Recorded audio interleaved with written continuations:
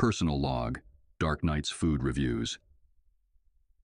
Gotham City never truly sleeps, but tonight the usual cacophony of sirens and distant shouts has subsided to a low murmur. With the Joker securely in Arkham and no urgent crises demanding my attention, I found myself with an unusual surplus of time.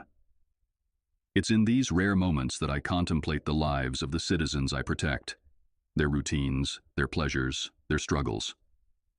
Curiosity led me to step outside of my usual confines.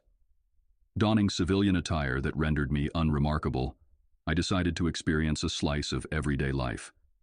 I ventured into the heart of the city, blending seamlessly with the late-night crowd.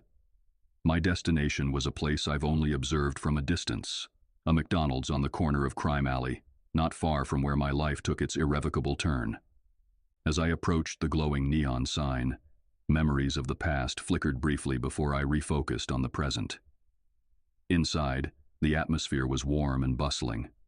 Families, night shift workers, and teenagers occupied the space, sharing stories and laughter, a stark contrast to the shadows I usually inhabit.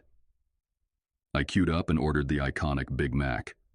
The cashier, a young man with a tired yet genuine smile, handed me the wrapped burger without a hint of recognition. It was oddly liberating. Returning to the Batcave, I sat before the Bat computer. The cavernous space felt less imposing as I unwrapped the Big Mac, the crinkle of the paper echoing softly against the backdrop of humming servers and dripping water. It was time to delve into this ordinary experience. The first bite was a revelation of textures and flavors. The sesame seed bun was soft, providing a comforting start. It reminded me of Alfred's freshly baked bread, simple yet satisfying. The special sauce was immediately prominent, its tangy sweetness adding a layer of complexity. It had a subtle kick, not unlike the unexpected challenges Harley Quinn often presents. The two beef patties were modest but flavorful. They lacked the finesse of the gourmet cuts served at high-profile Wayne Enterprises events, but there was an authenticity to them. They were straightforward, much like Jim Gordon's unyielding dedication to justice without the need for accolades. Crisp lettuce and finely chopped onions added a refreshing crunch, paralleling the sharp intellect required to decipher one of Riddler's enigmas. The pickles brought a briny zest that cut through the richness, a surprise element akin to Catwoman's unpredictable nature during our rooftop encounters. The melted cheese acted as a unifying force, binding the ingredients together. It was reminiscent of Lucius Fox's ability to integrate complex technologies seamlessly into my gear, a crucial yet often understated component. As I continued eating, I noted the middle bun, a distinctive feature of the Big Mac. It added structure but also extra bulk. It made me think of Harvey Dent's duality. Sometimes, additional layers can either support or complicate the whole. The overall experience was hearty and satisfying. The Big Mac doesn't aspire to be something it's not. It embraces its identity, much like how Barbara Gordon confidently transitioned from Batgirl to Oracle, finding strength in a new role without losing her essence. Comparing this to my favorite Taco Bell breakfast Crunch Wrap, I realized they serve different purposes. The Crunch Wrap is efficient and energizing, ideal for early mornings after long nights confronting villains like Scarecrow or Mr. Freeze. The Big Mac, however, is more indulgent, suitable for moments when one can afford to pause and reflect.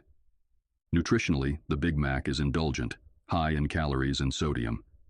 For someone who must maintain peak physical condition to take on adversaries like Bane, it's a reminder that such treats should be occasional.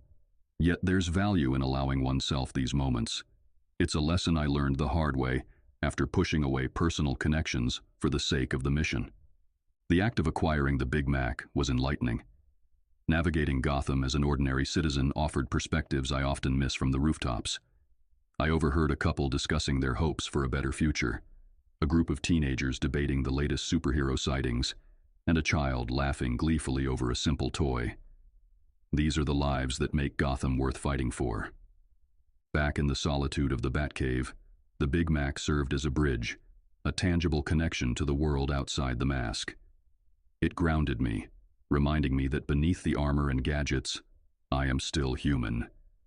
It's easy to lose sight of that when facing the likes of Ra's al Ghul, who often tempts me to transcend my humanity for a greater cause.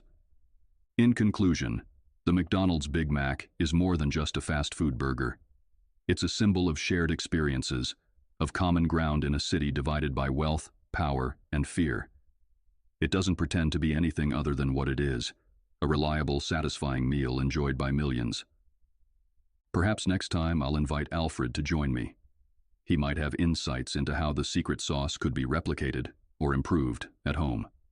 Or maybe I'll explore another Gotham staple, like the chili dogs from that stand near Ace Chemicals, though that might bring back less savory memories involving a certain clown prince. For now, this simple indulgence has given me more than just a meal. It's offered a moment of peace, a connection to the city I love, and a reminder of why I don the cowl each night. End of log.